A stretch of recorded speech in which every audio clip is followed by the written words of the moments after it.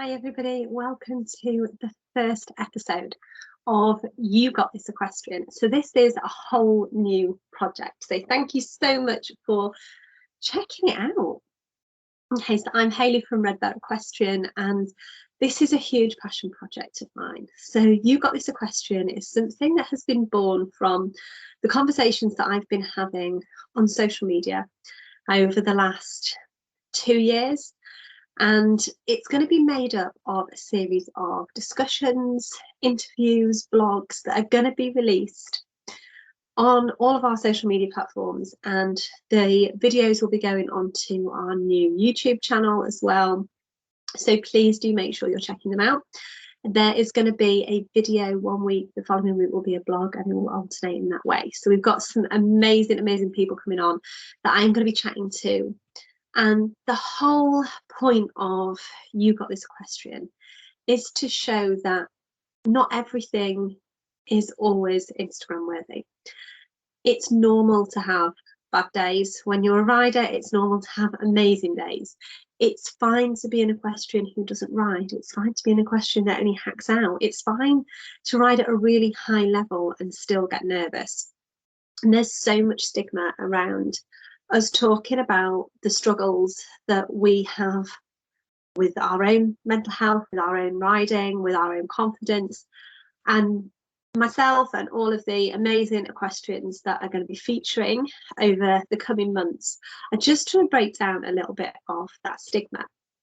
So I want to share my story and where this all started, how I ended up having so many of these conversations online, what led me to it, and hopefully just show that you can come back from having a major glitch when it comes to riding. So I've ridden since being a kid.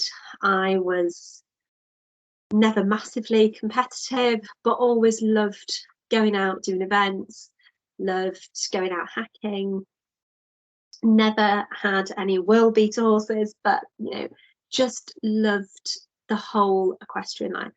And then 9.5 years ago, I went out to go trial a new horse that was meant to be moving with us to be my horse that I could then lead the kids' pony off. Unbeknownst to me at the time, it had an undisclosed back problem. I only found out about that later. Saw it being ridden beforehand, looked amazing. And when they say you should trust your gut instinct, oh boy, should you trust your gut instinct. So I got on this beast of a horse. It was massive. And I remember, and one of the few things I do remember is sitting on it and saying, this feels really weird. It feels really big. I don't know why it would have felt really weird. In that moment, I knew in my head I should have got off. No, it didn't get off. And I obviously sat in a different way to how the previous person who was riding it sat. And it was not happy. It bolted around the arena. I couldn't catch my balance to sit back and pull it up, and the bit of pulling I was doing nothing. It bronked its way around. After 30 odd years of learning how to fall properly, I knew where I thought I was going to fall, and there was lots of stuff stacked up inside the arena. I really didn't want to fall on it. So in my head, and it's weird how you remember like weird things. In my head, I remember thinking, I'm going to throw myself underneath to the side, and then I think I might break my leg, worst case scenario, but it could be a lot worse. No, didn't break my leg. Next thing I know, I remember trying to be sat up, and I literally crumbled to the floor. So paramedics were called.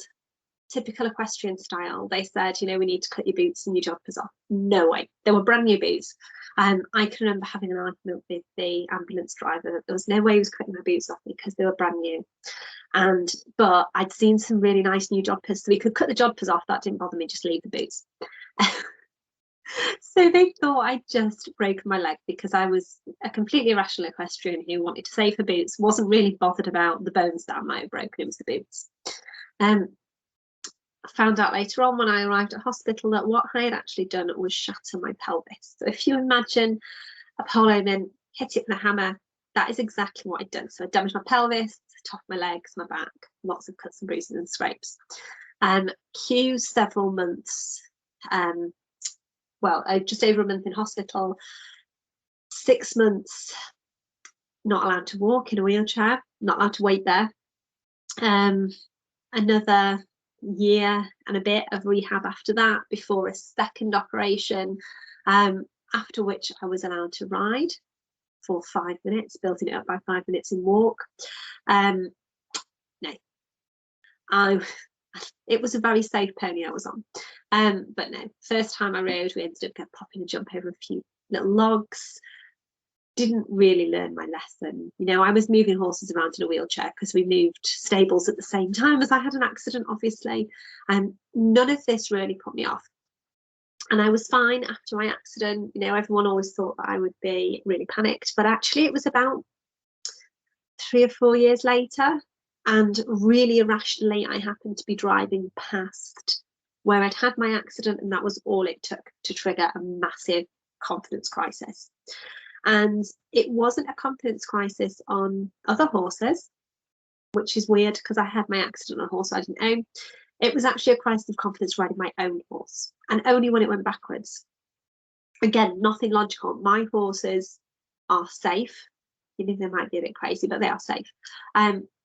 And at no point during my accident did I ever go backwards. We only went forwards. So where this came from, the logic behind it, our subconscious works in a really weird way. And it had obviously just decided that I was at the point where I had fully healed and I was in the best physical shape I'd been in since my accident. So it was going to unpack all of the mental side of it and make me deal with that.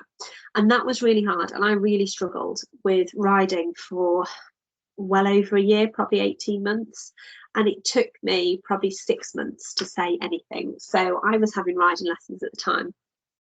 And my instructor realised quite quickly.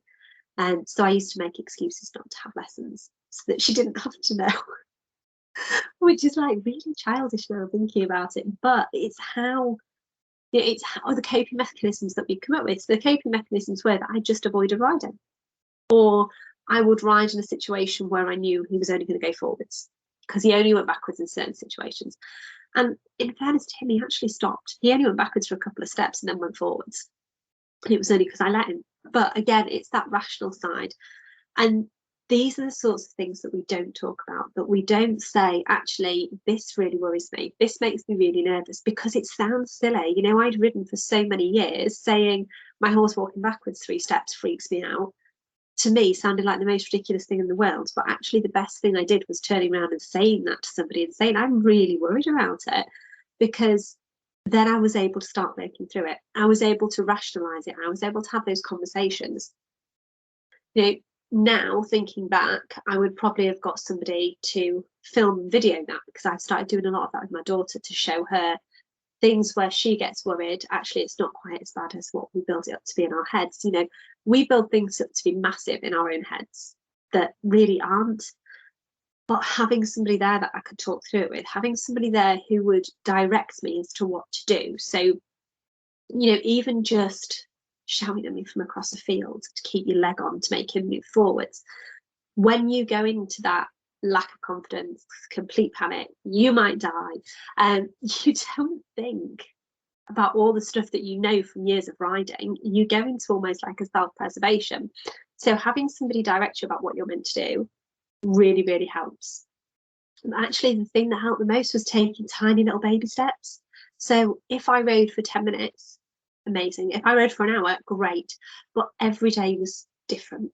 And realising that actually it was all right to have setbacks. It was all right to do something that I knew I would enjoy and that was going to be easy, because that day I just didn't feel like it. It was okay to turn up and go, do you know what, don't really fancy it today. Just don't like the look of him today. Don't like, I feel awful saying that now. Don't like the look of him today, or I just don't feel like it. So I'm going to do some stuff on the ground. Doing groundwork doesn't make you any less of an equestrian. It's just a different way of building up a bond, a different way of working with your horse. And that really helped, just that acceptance that it was okay. But we don't see this online. We don't see online that all of this stuff's okay. We don't see online that it's okay to have the most amazing 6 months and then have a few days where you just don't want to ride. where you just know that he's going to be fresh, or spring grass has come through and you know that actually hacking out is going to be a nightmare, or going into the arena is going to be a nightmare.